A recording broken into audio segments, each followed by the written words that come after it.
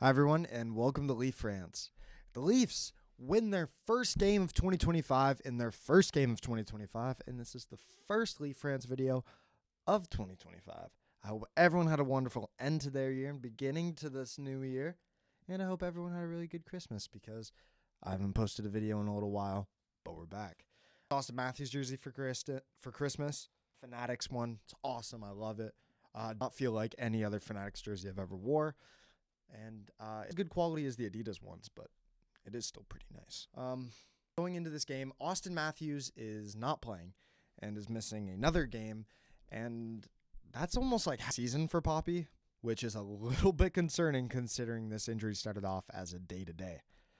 Listen to this from Leafs latest. Surgery this year has never been on the table for Austin Matthews. It seems to be more about comfort and mobility rather than a serious issue. There's no confirmation on specs, and it's not something he wants to discuss with the team respecting his wishes. While some have speculated about a back issue, it could be a range of things, but it appears to be related to how he moves. From reporter Chris, that quote's I found it on Twitter from Leafs latest, but yeah, from Chris Johnson. So valid source. Four Nations is coming up, and if Austin Matthews plays in the Four Nations, I don't see how that's a good idea at all. It's not good. I don't want him to not play just because I want him to be healthy for the Leafs. Like, I'm healthy. That's the main reason I don't want him to play. I want him to be healthy for the Leafs. Sit him until he's healthy. Don't bring him back a second earlier. Sit him until that man is fully healthy. But him playing in the Four Nations would just be embarrassing when he's not healthy and can play like 70%. He can't move. It's a movement issue. That's not good. That's really not good.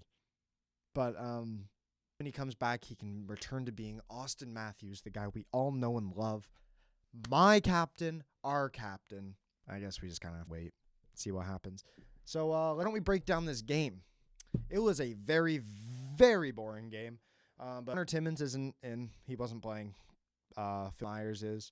And he was on the first pair with Riley, second pair McCabe, and third pair Benoit OEL. Now let's talk about the actual game. On the first period, John Tavares got booed every single time he touched the puck in that first. And, are they still upset about that? Left so long ago? He left 6 years ago. 7. This is his 7th year in Toronto. He left so long ago. Get over it. Get over it. Come on. For the first, Joseph Wall stood on his head. He was doing all he could to keep the team in this one, and yeah, played great in that first. He did all he can to help the Leafs win this game. Second, OEL blocks a shot, and he could barely skate. He didn't put any pressure on that leg. Nothing.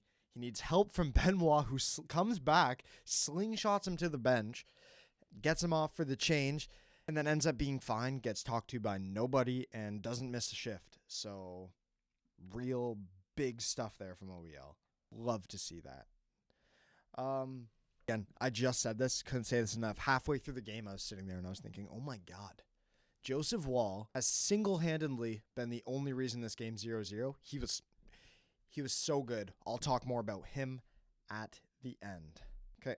In the offensive zone, Max Domi with a huge reverse hit. I don't know who this is on. I forget his name. I'm sorry. He had a huge reverse hit in the ozone, though, that gets no response from New York at all. It was a penalty, but you expect a bit of response. Nothing.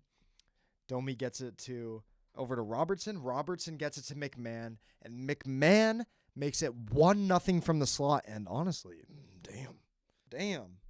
That puts him top full for the Leafs. That's bad. That's real bad. I don't know. Then Max Domi again in the offensive zone takes a tripping penalty. It was called tripping. A hook there, I understand, because he kind of hooked the hand. But I don't know how that's tripping. If that's tripping, that's a weak fall. A hook I get. That's what I'm saying. A hook I can understand. But a trip, that's a weak call, and you could probably get embellishment for that. But whatever. It's a penalty. Then with 20 left on the penalty. Not a long time, maybe 30. Rants steps on just a bit too early and takes a too many men penalty. and it's a 5-on-3 for the New York Islanders. Marner is the lone forward on there, and he was out there for a very long time.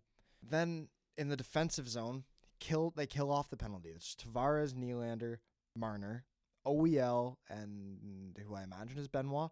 And OEL breaks his stick, so Marner gives it to OEL.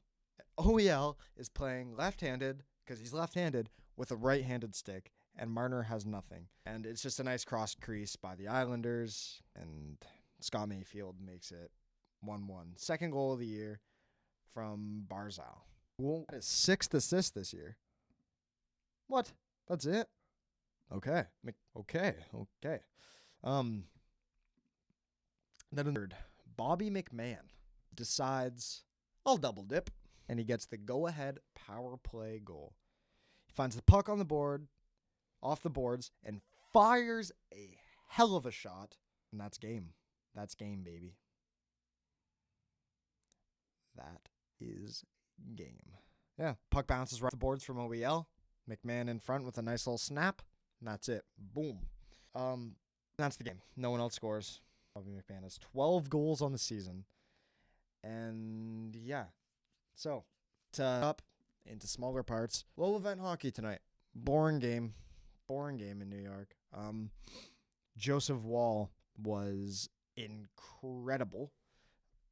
The PK was fantastic. Philippe Myers. I haven't talked about him at all. Philippe Myers is honestly kind of a steal for the Leafs. What does he make? $775K like Gleigman? Kind of steal for a right-handed defenseman. McMann was insane. Not a lot from Nylander. This was a Nylander, just a disinterested game. Whatever. I get it. He can have them sometimes. They won. That's all that matters. Domi could shoot more, but I feel like we've always said that about Max Domi. Ugly win. Big win. Dominated the turnover battle. Let's go and get it. That's it for this. Thank you very much for watching.